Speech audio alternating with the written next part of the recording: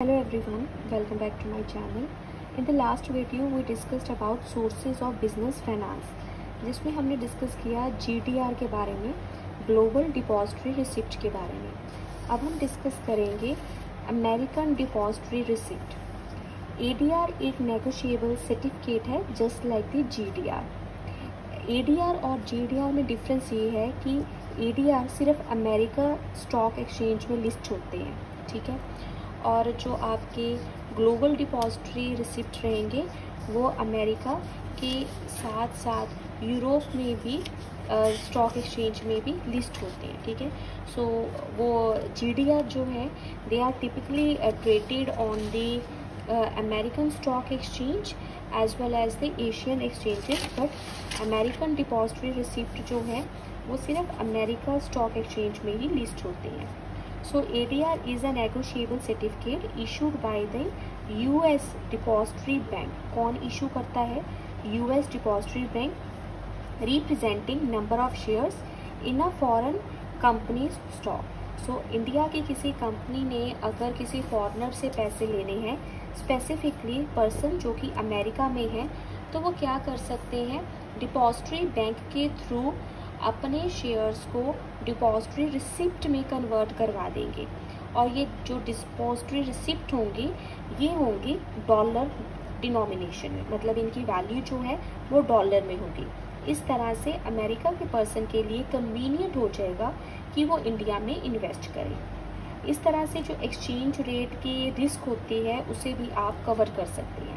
अगर मान लीजिए कोई अमेरिकन पर्सन है वो इंडिया में इन्वेस्टमेंट करना चाहता है तो इंडियन शेयर तो इंडियन रुपी में होंगे, इसका मतलब कि डॉलर को कन्वर्ट करवाना पड़ेगा इंडियन रुपी में, बट उससे बेटर ये है कि आप ADR में इन्वेस्ट कर लो, ठीक है.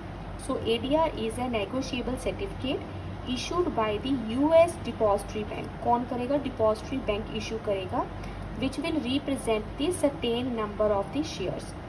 ADR offer US investor a way to purchase stock in the overseas companies. Overseas companies का मतलब है वो कंपनीज जो कि अमेरिका के बाहर है.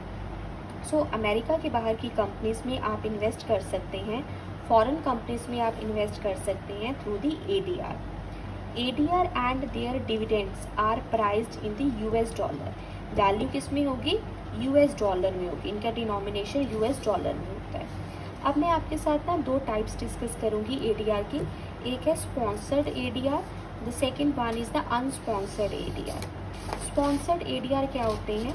ये डिफरेंस जो है, जो कैटेगरीज हैं दो, ये किस बेसिस पर होती है? It is on the basis of degree the foreign company compliance with the security exchange commission regulation. आपने अमेरिकन अकाउंटिंग प्रोसीजर कितने फॉलो किए हैं, आप सिक्योरिटी एक्सचेंज कमीशन के रेगुलेशंस को कितना कंप्लाई कर रहे हैं, उस बेसिस पर आपकी ADR स्पॉन्सर्ड या फिर अनस्पॉन्सर्ड ADR हो जाएगा. What is the sponsored ADR? So sponsored ADR में बैंक और कंपनी एक लीगल कॉन्ट्रैक्ट में, एक लीगल एग्रीमेंट में एंटर कर जाएंगे. बैंक क्या करेगा? Bank will handle the transaction with the investor, और कंपनी क्या करेगा? कंपनी पे करेगी सारी कॉस्ट ADR को इशू करने की, साथ ही साथ वो अपना कंट्रोल जो है अपने पास ही रखेंगे. सो स्पॉन्सर्ड ADR में कंपनी का कंप्लीट कंट्रोल रहता है ADR पर, but it is not possible in case of unsponsored ADR. Unsponsored में फॉरेन कंपनी का कोई पार्टिसिपेशन नहीं होती, कोई इन्वॉल्वमेंट नहीं है, ठीक है, किसी तरह के परमिशन लेने की ज़रूरत नहीं होती फॉरेन कंपनी की. इसी के साथ साथ कंपनी ऐसे ADR को कोई वोटिंग राइट नहीं देती, और ये बहुत ही सिंपल वे से these are traded over the counter. तो ओवर द काउंटर इसको ट्रेड किया जाता है. अमेरिकन डिपॉजिटरी रिसिप्ट के केस में भी आप सेम ये वाला एक डायग्राम जो है प्रिपेयर कर सकते हैं. इंडियन कंपनी शेयर अपनी लोकल करेंसी में इशू करेगी और डिपॉजिटरी बैंक इसको ले लेगी. डिपॉजिटरी बैंक फिर इसको कन्वर्ट करेगी डिपॉजिटरी रिसिप्ट में, और ये डिपॉजिटरी रिसिप्ट जो है वो अमेरिकन डॉलर में होंगे, और इसको हम क्या कहेंगे? अमेरिकन डिपॉजिटरी रिसिप्ट या फिर ADR currency. These are the two ways, two sources of international finance. International level पर आप फंड्स को रेज कर रहे हैं through the GDR and ADR। I hope you will like this video.